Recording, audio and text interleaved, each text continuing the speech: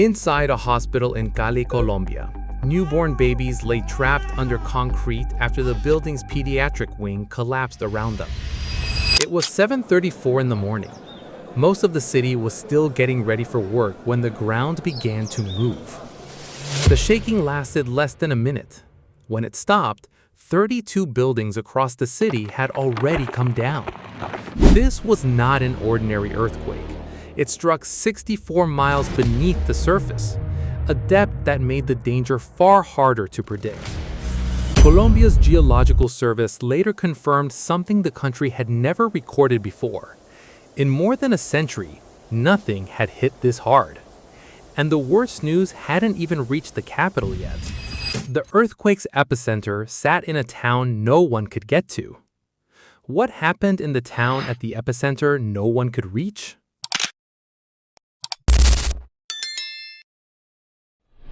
400 kilometers away, President Abel de las Priella felt a tremor roll through the capital's streets.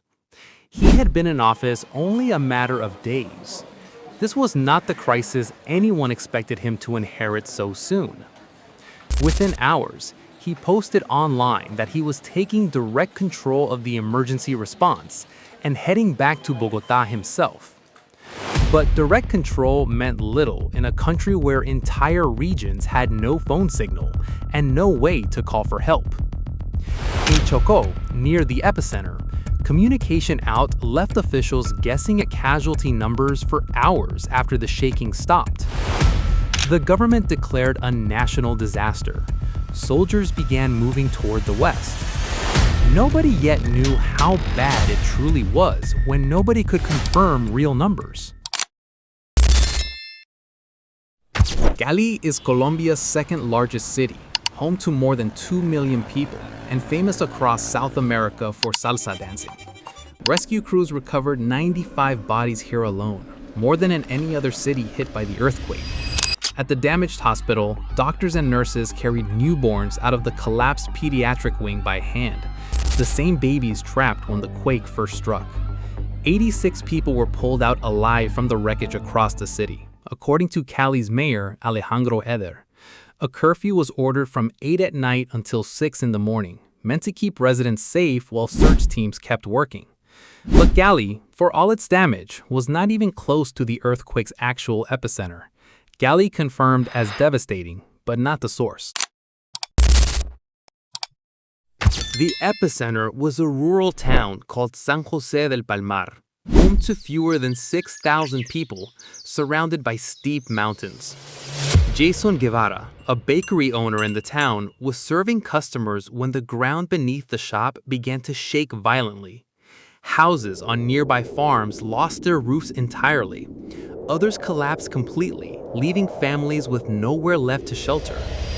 Strangely, the town itself reported no deaths at all, even as the toll climbed everywhere else around it. The reason was chilling. 18 separate landslides had buried the only road connecting the town to the outside world.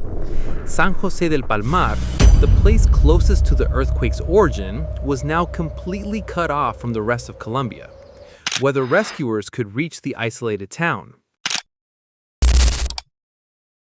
In the first hours, officials reported 111 deaths.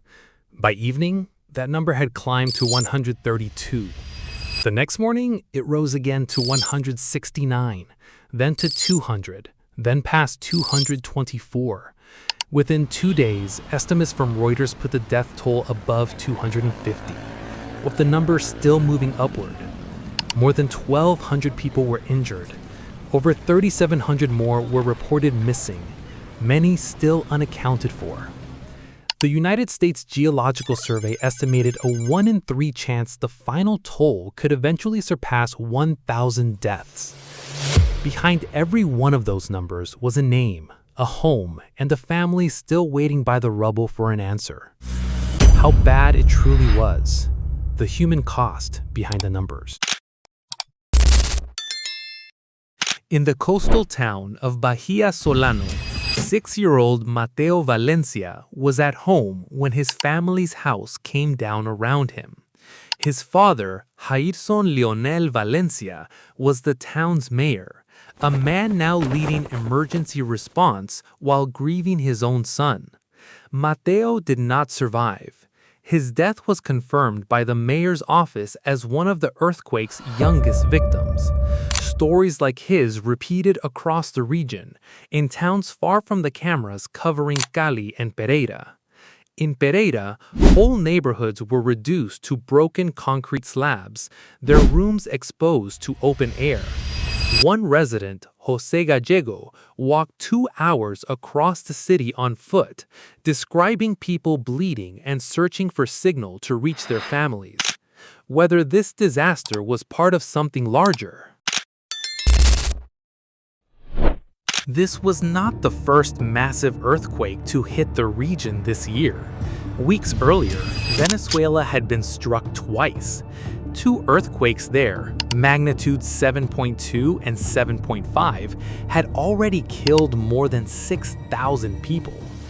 A survivor named Sotozea said watching Venezuela's devastation made living through Colombia's earthquake feel even more terrifying. Scientists pointed to the same tectonic boundary running beneath both countries, where the Nazca Plate slides under South America. It explained why Colombia's earthquake struck so deep underground, 64 miles down, along that same dangerous subduction zone. 2 nations, weeks apart, had now been struck by the same fault line running beneath their shared border region. By Tuesday, nearly 100 aftershocks had rattled the region, the strongest reaching magnitude 4.8. Colombia's Geological Service warned the shaking could continue for days, weeks, or even months while the ground settled. International aid began arriving. The United States pledged support, while Colombia deployed more than 1,000 troops to the disaster zone. Rescue teams were still working to reach San José del Palmar, clearing landslides 1 truckload at a time. For a country that had just sworn in a new president days earlier, the earthquake became the first real test of his leadership. And for towns like San José del Palmar, the hardest part was no longer the earthquake itself, but everything still left buried.